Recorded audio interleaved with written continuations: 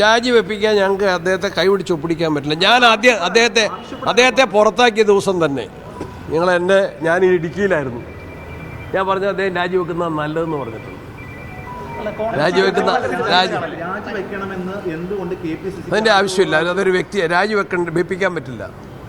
അതൊക്കെ that is individual choice. ഞങ്ങൾ പറഞ്ഞു, ഞാൻ പറഞ്ഞിട്ടുണ്ട് അദ്ദേഹം കോൺഗ്രസ് പാർട്ടിയിലില്ല.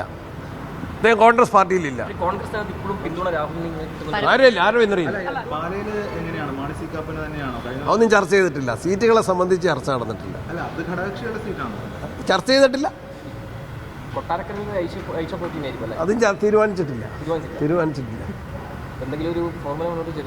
ഒന്നുമില്ല. നിരുപാധികം. അതൊക്കെ ചർച്ച ചെയ്ത് തീരുമാനിക്കേണ്ടതല്ലേ. ഇതുവരെ ഞങ്ങളോട് ആവശ്യപ്പെട്ടിട്ടില്ല. കൂടുതൽ സീറ്റ് ജയിക്കാനാണ് ഞങ്ങളുടെ എല്ലാവരുടെയും ആഗ്രഹം. അതിനാണ് ഞങ്ങളുടെ മുന്നൊരുക്കം, അതിനാണ് മുൻതൂക്കം, അതിനാണ് മുൻഗണന. അങ്ങ് മത്സരിക്കുമോ? തീരുമാനിച്ചിട്ടില്ല. എൻ്റെ കാര്യം പാർട്ടി തീരുമാനിക്കും. ചില അഭിമുഖങ്ങൾ വരുന്നുണ്ട് അങ്ങ് മത്സരിക്കുകയാണെങ്കിൽ പകരം ഒന്നുമില്ല. അതൊക്കെ കോൺഗ്രസ് ഹൈക്കമാൻഡാണ് തീരുമാനിക്കേണ്ടത്. ഞാൻ മത്സരിക്കണോ ആര് മത്സരിക്കണം. അങ്ങനെ മത്സരിക്കുന്നെങ്കിൽ എന്താ തീരുമാനിക്കേണ്ടത്? കോൺഗ്രസ് ഹൈക്കമാൻഡ്.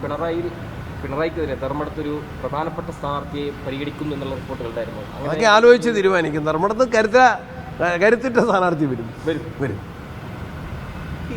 അപ്പോൾ ശരി, രാഹുൽജി വരുന്നുണ്ട്. രാഹുൽജി 19-ാം തീയതി എറണാകുളത്തെ UDF കോൺഗ്രസിൻ്റെ മഹാപഞ്ചായത്തിൽ വരുന്നു.